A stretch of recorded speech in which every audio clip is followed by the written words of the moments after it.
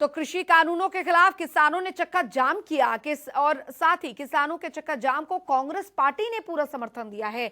तो वहीं हमारे संवाददाता ने हरियाणा कांग्रेस की प्रदेश अध्यक्ष कुमारी शैलजा से खास बातचीत की। सुनिए आप। देख रहे हैं क्योंकि कांग्रेस ने भी जो है इसको समर्थन करने की बात कही है। जी बिल्कुल, किसान संगठनों ने ये फैसला लिया और ये उनका फैसला है। जो एक किसान आंदोलन चल रहा है कि आज वो चक्का जाम करेंगे, 3 घंटे तक करेंगे। बड़े अनुशासन से, डिसिप्लिन से ये लोग अपना आंदोलन चला रहे हैं।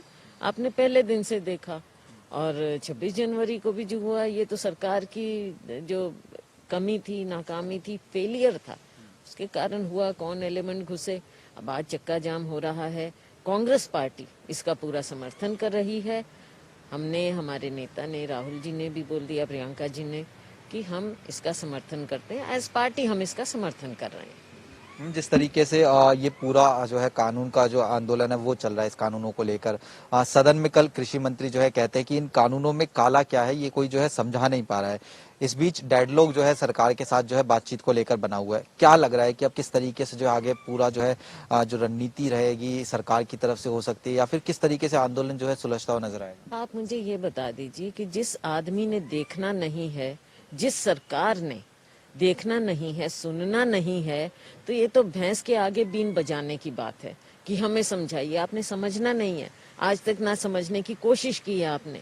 किसानों ने चिल्ला चिल्ला कर बार बार ये बात कही, संगठनों ने कही, उनके साथ आपने बातचीत की। हर बार जब आपने उनको बुलाया वो आए।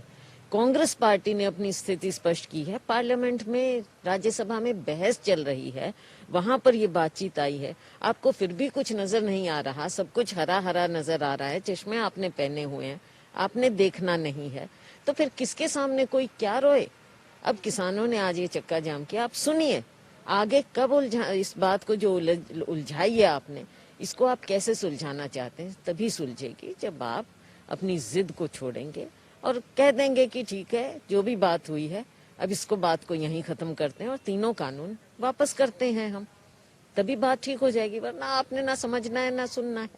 इसके साथ साथ मैम कल सदन में ये भी कहा गया कि एक राज्य का जो है आंदोलन कहीं नहीं, जो है पंजाब के संदर्भ में जो है वो बात कही जा रही थी। हरियाणा के लिहाज से हम देखें, क्योंकि हरियाणा में भी जो है प्रदर्शन देखने को मिल रहे हैं। इसके साथ साथ जो कंवरपाल गुर्जर है वो कह रहे हैं कि मैं जो है बहस के लिए तैयार हूँ, तर्कपूर्ण जो है बहस होनी चाहिए कि इस कानूनों में जो है खराबी किस चीज की है। ये तो एक एक कोई अपने अपनी बात कहने से इससे बात नहीं बनती है। ये बात लेकिन अब बहुत, क्या पर्टिकुलर एक राज्य का आंदोलन है ये? एक राज्य का आपको दिख रहा है क्या? कहाँ एक राज्य का है? सारे देश के किसानों की आवाज यहाँ पर आई है, दिल्ली के पास आई है, दिल्ली में आई है, लेकिन ये सरकार नहीं सुन रही है। और ये एक इनका नेता कोई कह दे, एक मंत्री कोई कह दे, उससे बात नहीं बनती, ना ऐसे बना करती हैं। इंडिविजुअल बातों से, कहने से कुछ नहीं होता। जब तक सरकार फैसला ना करे, सरकार ना बढ़े, तब तक इन बातों में कुछ नहीं। ठीक है, सुर्खियां मिल जाएंगी, मीडिया में आ जाएगा, लेकिन उससे बात का हल नहीं होगा। और ये एक राज्य की बात नहीं है, आप देख रहे हैं, ये पूरे देश के समस्त, ना केवल किसानों की, मजदूरों की, बल्कि पूरे देशवासियों की समस्या है। चाहे आपका पीडीएस सिस्टम है, प्रोक्योरमेंट सिस्टम है, ये सारी चीजें हैं। प्राइवेट सेक्टर का मामला है, किसानों के अपने उनके इंटरेस्ट का मामला है। आप तो देश की अर्थव्यवस्था, जिसका आधार हमारा किसान मजदूर है, हमारा कृषि बाहुल्य देश है, अगर आप उसकी नींव को हिला देंगे, उसको कमजोर कर देंगे, तो देश कहाँ खड़ा होगा? क्या आप फिर से गुलाम बनाना चाहेंगे देश को?